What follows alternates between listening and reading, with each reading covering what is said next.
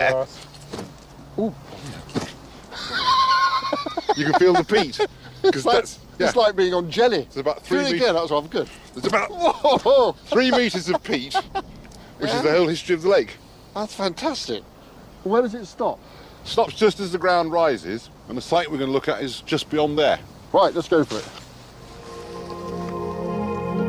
Huge numbers of animal bones were found here, and amongst these were dozens of dog bones.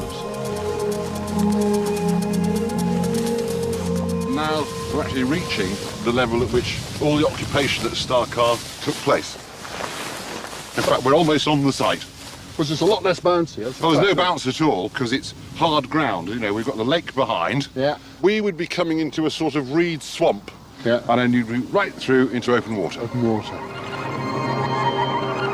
You've got a perfect landscape. You've got open water, you've got lowland, you've got potentially good grazing, you've got wood, you've got lots of areas where you can find wild animals, and the lake never goes away.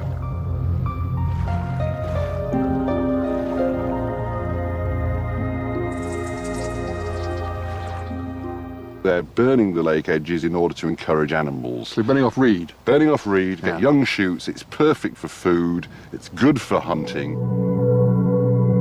I'm very intrigued about the 3 dogs.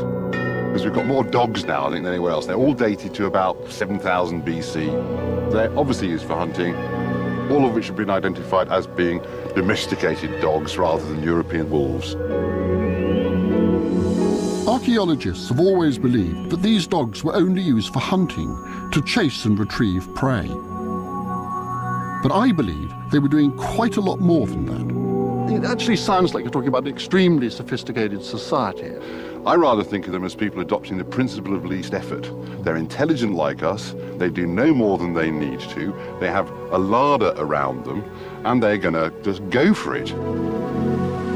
Their population levels are low enough for them to have a very pleasant life, to exploit the environment, and effectively, in my view, farm it.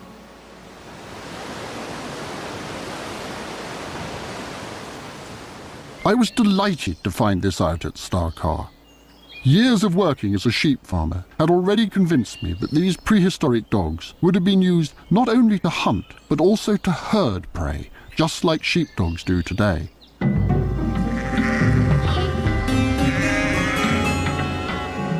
I got into sheep farming mainly because I got fed up reading accounts of prehistoric farmers written by archaeologists who couldn't tell one end of a sheep from another.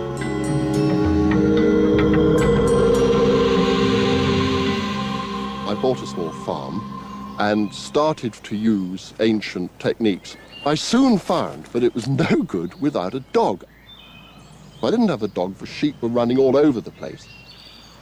But I read in all the textbooks that prehistoric sheep can't be worked by a dog. But my ancient primitive sheep hadn't read the textbooks.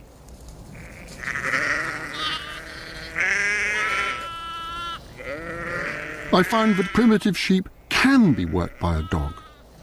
My sheepdog Jess is not very different from the dogs whose remains were found at Starkar. Don't forget that border collies are actually descended from wolves like all other dogs. What Jess is doing now is she's rounding up the sheep to bring to me the top dog in her mind to kill. I'll then kill the prey, in her mind, and then I'll throw it to the other wolves in the pack. Now, there isn't a huge difference between what I do with Jess and what the people at Starkar 9,000 years ago would have done with their hunting dogs. Look back! Look back, Jess! Essentially, we are both manipulating animals for our own use. Stay there. So the difference in that case between hunting and farming is really remarkably slight. The dog bones found at Starkar prove that the ancient Britons were managing animals 4,000 years before the so-called farming invasion. Within Cheddar Gorge are some of the oldest caves in Britain.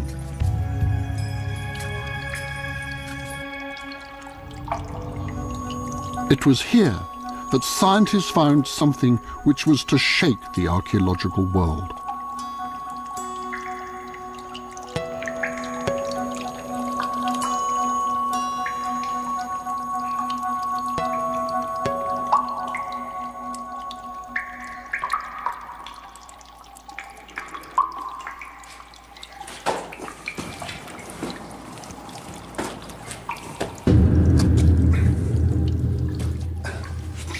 This is where Arthur Goff discovered what is still the oldest complete skeleton in the British Isles. He found it in 1903, and then in the 1980s, the bones were radiocarbon dated and were shown to be a staggering 9,000 years old. That's a few centuries after the Ice Age. But the really exciting thing happened in 1997, when these bones, which became known as Cheddar Man, were analysed for mitochondrial DNA by Oxford University. Unlike regular DNA that combines genetic matter from both male and female parents, mitochondrial DNA is only inherited through the female line. Mitochondrial DNA you only get from your mother. So I got mine from my mother, who got it from her mother, who got it from her mother, who got it from her mother. So there's an unbroken line stretching way back into the past. Because this mitochondrial DNA changes very little over the generations, it's an excellent way of tracing origins. Sykes has used it to track the origins of the main populations of Europe. Mitochondrial DNA were once bacteria that were free-living and then millions of years ago got into cells and then allowed cells to use oxygen, and they're still there. So they have a separate kind of history from the nuclear chromosomes, and it's that which gives us this really good way of tracking back through the maternal line.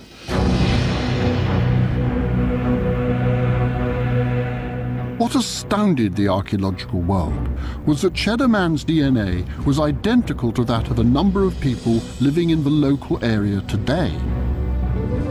It brought home the point that it was almost exactly the same as somebody living in the same village. So the DNA from those really old specimens, and Cheddar Man, 9,000 years old, is identical to the DNA in people living in Britain now. This set the archaeological world twittering, because the textbook said that the native Ice Age inhabitants had all been driven away by waves of people coming from the continent who brought with them farming.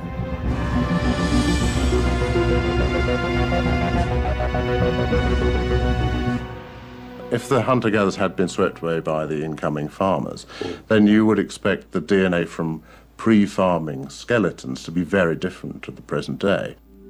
But we showed farmers hadn't replaced the population that was there previously. We're carrying, if you like, the history of our species around with us. When we realise we've got real stuff that they carry around in their own bodies with us today, I think that's an insight which I hadn't contemplated or expected. If Sykes was right, then the Ice Age people survived, and their culture survived as well. And it's that which fascinates me. Crops, livestock and ideas were introduced to this country from the Near East. But this wasn't a violent invasion. The people of Britain had been managing animals in their own particular way for thousands of years. It was the remains of their unique farming system which had appeared in those aerial photos of Flag Fen. These dark marks are the remains of an ancient landscape. Now, if you were driving along this road here and you looked out of your car window, you wouldn't see a thing, because the ground would be completely flat. What you see from the air are the roots of the crops going down and tapping into the water below the ground. The plants grow more vigorously over the ancient ditches and show up as darker lines from the air. One of the most interesting is a pair of ditches over here.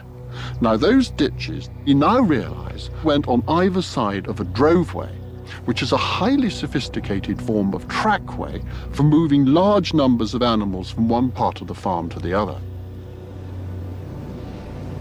This is essential for farming. Today, we rely on barbed wire and electric fences. But the ancient British farmers had designed something that did the work of all of this equipment.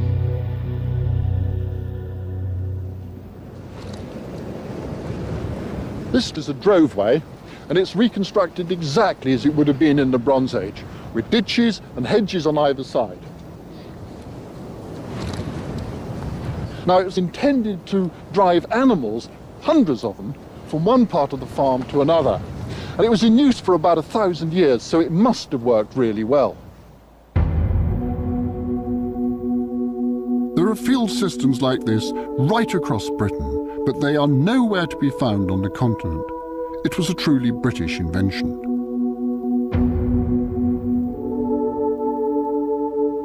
The unique style of farming in Britain gives us a special opportunity to understand how society was organised.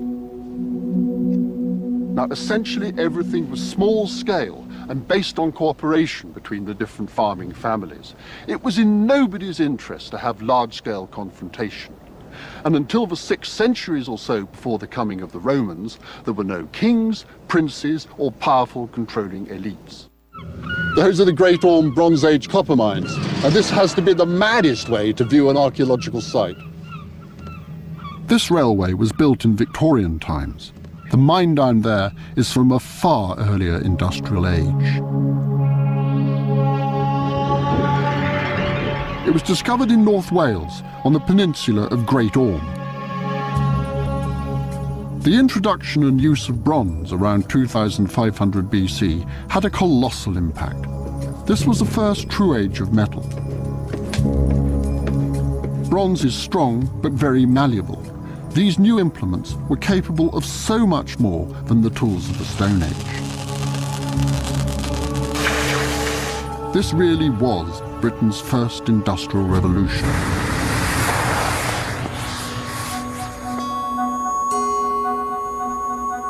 People always thought that these huge mines were Roman. In actual fact, work began on this great open shaft nearly 4,000 years ago. It's mind-boggling to conceive of how these ancient Britons set about such a vast and complex task. So, Sean, what exactly is it that you get out of the ground to get copper?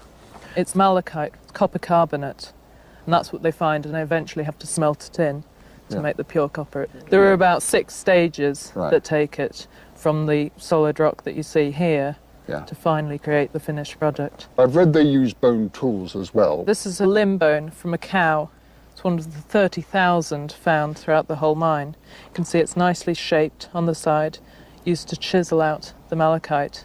And it's absorbed the lovely colour as well. And basically, the greener they are, the older they are. This one itself is probably about 3,500 years old.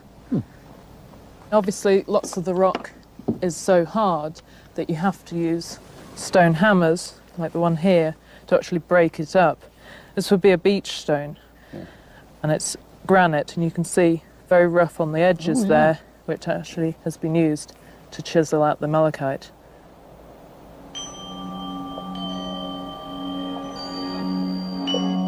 This is the Great Open Cast, where they started their mining, 1860 BC.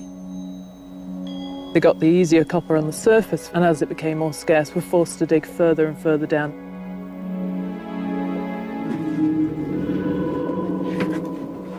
And finally, they cut into the side of the cliff, making the tunnels. It's quite awe-inspiring for the first archaeologists breaking into these new tunnels. And you think the last people to be here was 3,500 years ago.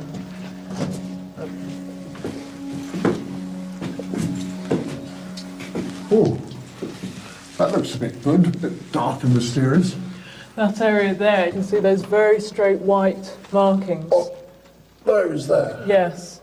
Those are the type of thing that is actually shows as evidence that bone tools were actually used in areas like this. Could have been made yesterday, couldn't it? 3,500 years ago. Oh. The method of digging and mining that they used means that they just took out the malachite, and therefore these tunnels are very irregular in size. Aren't they?